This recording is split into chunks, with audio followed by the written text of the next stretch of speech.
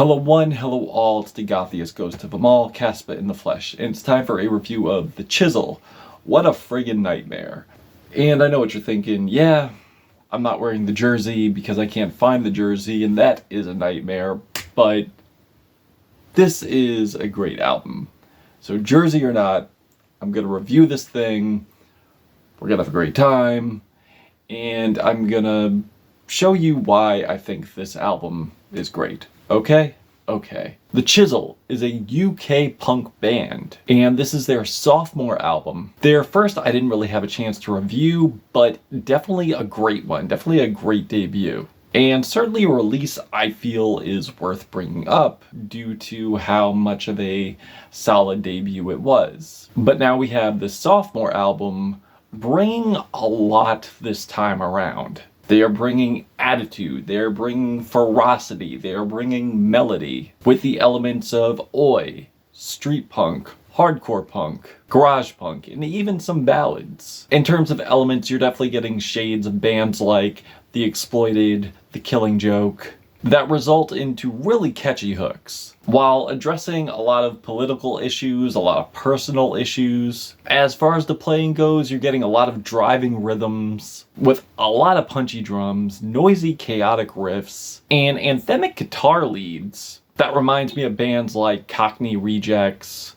The Business, and Sham 69, like on the track Cry Your Eyes Out. Also chanting vocals with heavy distorted guitar lines that remind me of angelic upstarts. This thing is the equivalent of being in a mosh pit while still taking in all the viscera, but not losing the messaging and being inspired to fight the system, the system, with lyrical rebellious angst like bands like The Conflict. But man, the structures on this thing are stellar. But yeah man, the structures on here are absolutely stellar. From the thrilling guitar lines, pumping kicks, punchy drums, rolling rhythms, chanted melodic vocals, to wailing, twangy guitars, to the building beat on Cry Your Eyes Out, as I spoke on in the beginning. Also the vocals. Man, the vocals. These strained, passionate vocals from Calvin Graham, and I'm not exaggerating when I tell you, they are shredded melodies that this man is just projecting from his voice, that he puts into his vocal performances are just insane. And you really feel it, and it sounds like an even more infuriated version of the frontman from bands like Discharge, or The Exploited, and the chants of like Inforiot.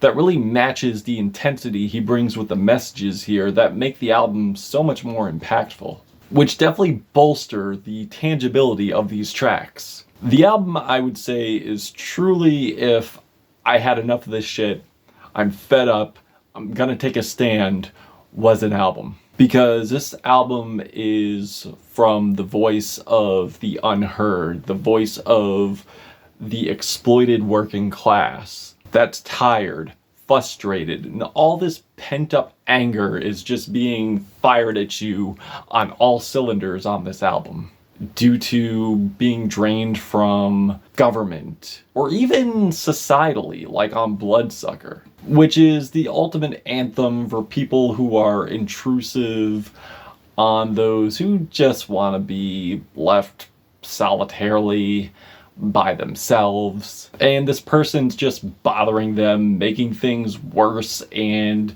just becoming emotionally and mentally draining, hence the name Bloodsucker, trying to carry on a conversation when they clearly don't want to be bothered. And also Living for Myself, where he's talking about the economic struggle and coming up in poverty, reaching this mental state, just living for oneself, doing what one wants to do, in opposed to serving like the powers that be. Not to mention, the catchy hooks on this thing are endless. Jesus Christ, you're a bloodsucker! We also have the song No Gimmicks, which is the ultimate anti-Talking Heads anthem, not to be confused with the band. We love the band here. No, I'm talking about those in media who spread false narratives, and politicians being aggressively called out for their propaganda. which leads to them capitalizing off the suffering of others and blindly leading them, which leads the protagonist to say, we don't need any gimmicks, we need changes, we need policy, we need action, which kind of correlates to the song Nice to Meet You, and put on this facade like they align with you, while you have these issues going on and all they do is virtue signal instead of solving the problem at hand, carrying out no meaningful measures to make a change. And the song Friggin, can I say Friggin? I'm gonna say Friggin, as I alluded to earlier, is an absolute rager that spits in the face of authority and control. And another thing I love about this album is the epic finishes. They really know how to drive a track home and give it that epic finale. Like on What Do You Mean? With its bright, exhilarating riffs, while frontman Callum Graham is just screaming his brains out, after coming to this conclusion that he's the only person that truly has his back in this epic battle for survival, after being forgotten and manipulated by the system that just left him there and was never in his favor in the first place. In those days, it has this undying, unrest attitude, and the guitars here are just so pristine, but not pristine to a point where they feel so clean and cleaned up.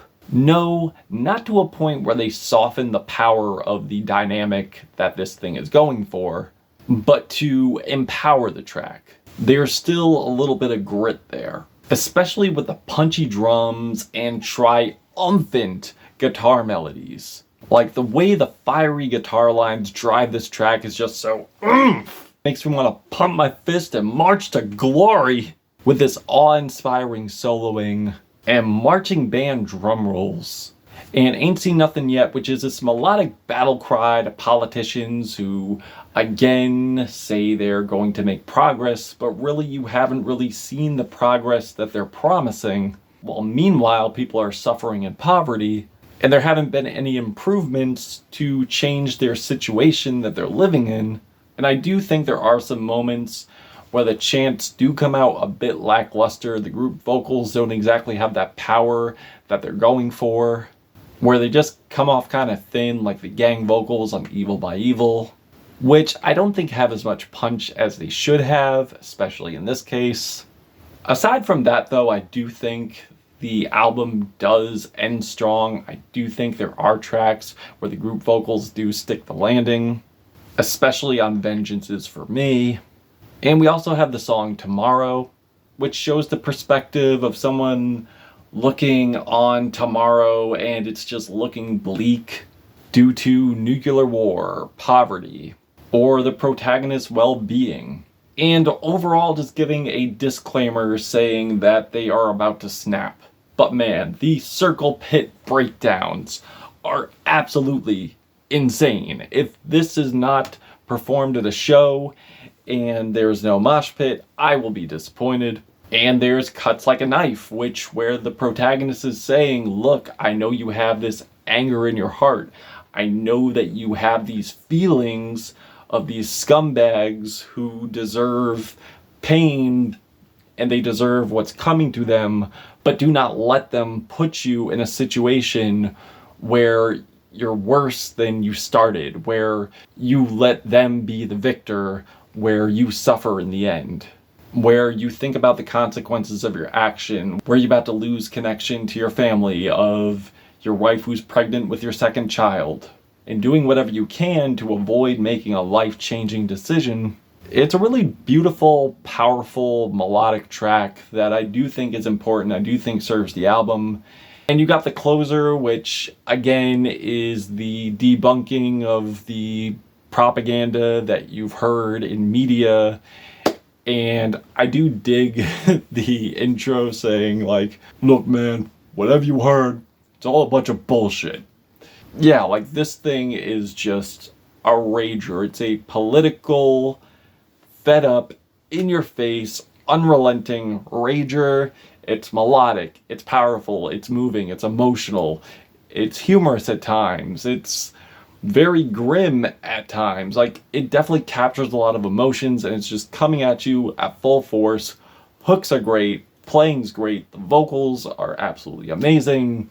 And sure, it's not the most original thing I ever heard, but man, this is honestly some of the best punk I've heard all year. I know the year kind of just started, but it's definitely gonna be quite possibly my punk album of the year.